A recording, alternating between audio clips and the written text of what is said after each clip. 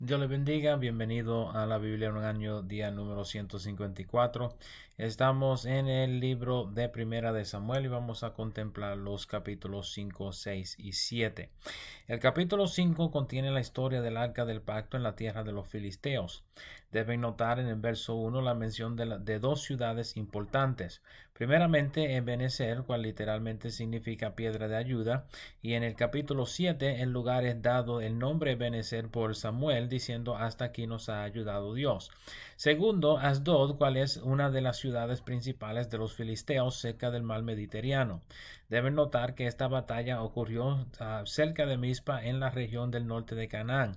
Luego de la batalla, los filisteos llevan el arca del pacto al templo de su dios Dagón. Dagón era un dios pagano pensado ser mitad pez y mitad hombre.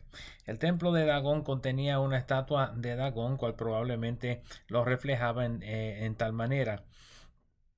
Esta estatua es pensado haber sido de unos 30 pies de alto y Dagón era pensado ser un dios de fertilidad y padre de Baal.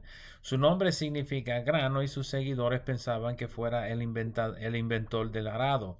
Históricamente es pensado que el lugar cual Sansón derrumbó en su muerte haya sido el templo de Dagón en Gaza, cual nos daría una indicación del tamaño de este templo. Sin embargo, al entrar al templo por la mañana, los sacerdotes de Dagón lo encuentran postrado frente al arca del pacto. Toman la estatua y lo vuelven a su lugar. Sin embargo, el siguiente día vuelven a encontrar a Dagón postrado delante del arca, pero esta vez con su cabeza y dos palmas cortadas de su tronco sobre el umbral. Deben notar este detalle, ya que este mismo fin se vuelve a ver, por ejemplo, en la historia de Jezabel. Noten en el verso 6 que los de Asdod comienzan a padecer de tumores de tal manera que asocian su enfermedad como una plaga del arca del Dios de Israel.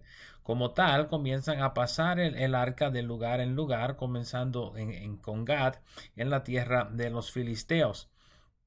En Gad también se ven manifestados los tumores desde los niños hasta los hombres.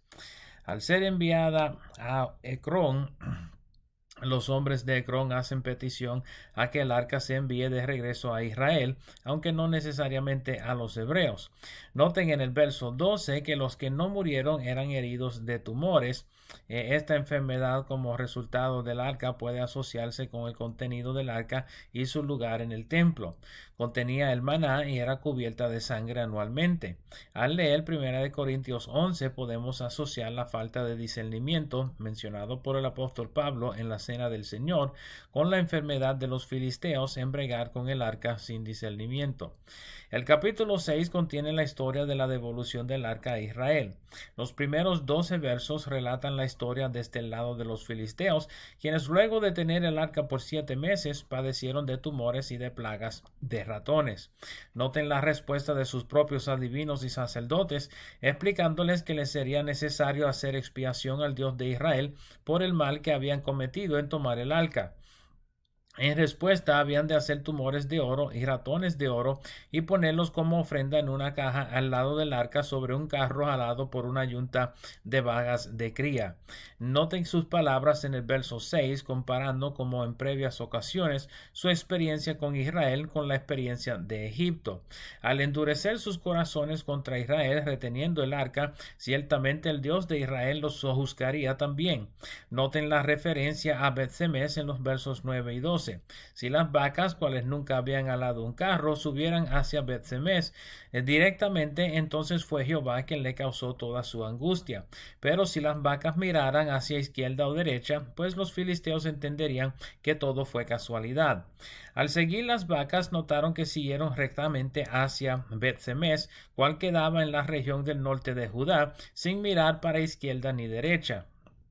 Los versos 13 al 21 cuentan la experiencia de los hombres de Bet-Semes al recibir de regreso el arca en su territorio. Noten en el verso 14 la referencia al campo de Josué en Bet-Semes, indicando que esto fuera actualmente en Efraín y no Judá. Sin embargo, los levitas de la ciudad toman el arca y lo mueven a una piedra, en el verso 18, frente a la cual el pueblo rompe el carro y mata las vacas, ofreciéndolos en holocausto. Deben recordar que tal tales acciones eran prohibidas por la ley. Solo en el lugar escogido por Dios se habían de hacer sacrificios. En este caso sería en el templo en Silo. El verso 19 indica que los hombres de Bet-Semes abrieron el arca y miraron dentro de él. Este era un grave error y mueren de Bet-Semes 50,070 hombres. Al lamentar lo sucedido por el arca, llamaron a sus compañeros en Kiriat Jearim, una ciudad de levitas, a que vinieran y se llevaran el arca a su tierra. El capítulo 7 comienza con los de Kiriat Jearim llegando a Bet-Semes para tomar el arca y volverlo a Kiriat Jearim, donde posa el arca en casa de Abinadab. El hijo de Abinadab, llamado Eleazar, es santificado para guardar el arca, lo cual hace por unos 20 años.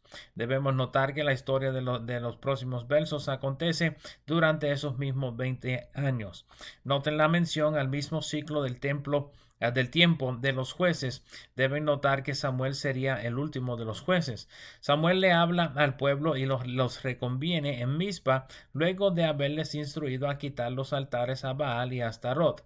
Astarot era una deidad femenina de los filisteos, hija de Aser, esposa de Baal, y adorada de similar manera, con postes decorados. Astarot era la deidad de guerra y sexualidad. Los hijos de Israel habían caído en la idolatría a los Baales, Aser y Astarot, semejante a su historia en el libro de los jueces. Al ser reconvenidos por Samuel, destruyeron sus altares y acudieron de nuevo a Jehová en Mizpa. Estando en Mizpa, donde se reunieron previamente para subir en contra de los filisteos cuando perdieron el arca en la batalla, los filisteos se dieron cuenta y subieron al encuentro de batalla. Al ver que los filisteos se acercaban, los israelitas le piden a Samuel, sirviendo en entonces en capacidad de 3 oficios, tanto juez como profeta y sacerdote, le pide al pueblo a interceder por ellos, haciendo sacrificio por todo el pueblo. Mientras Samuel ofrecía el holocausto, los filisteos llegaron a Mizpa. Sin embargo, Jehová los espanta con fuertes truenos y los filisteos huyen delante de Israel. En señal de su victoria, Samuel levanta una piedra y llama el lugar Ebenezer, diciendo: hasta aquí nos ayudó Jehová, aunque Ebenezer, como hablamos ahorita, literalmente significa piedra de ayuda. El capítulo termina con un breve resumen del ministerio de Samuel como juez de Israel. Noten que durante su tiempo juzgando a Israel, las ciudades tomadas por los filisteos fueron tomadas de regreso y hubo paz entre Israel y los amorreos. Deben notar que Samuel moraba en Ramá, donde tenía un altar a Jehová y de donde juzgaba a Israel.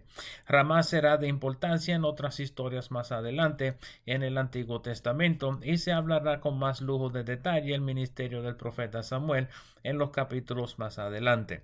Estos han sido los capítulos 5, 6 y 7 de Primera de Samuel. Espero el video les sea de provecho y nos veremos por esta parte otra vez mañana. Dios me los bendiga, Dios le guarde.